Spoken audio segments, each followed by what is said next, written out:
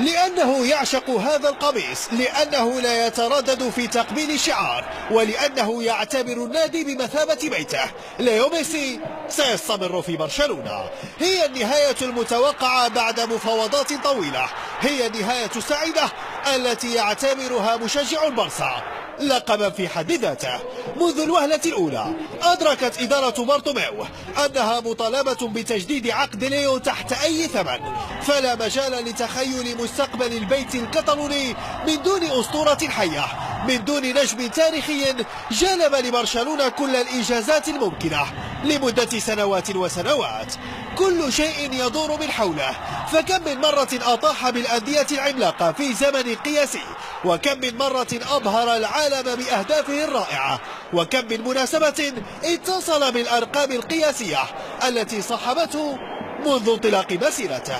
ليونيل ميسي أكثر من مجرد لاعب، فهو لم يعرف أبدا كلمة الاستسلام، ولم يفكر أبدا في التخلي عن قميص قريب إلى قلبه.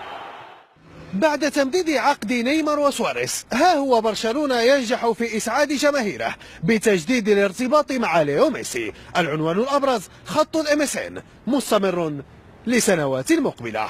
أشرف بن عياد، بي إن سبورتس، برشلونة.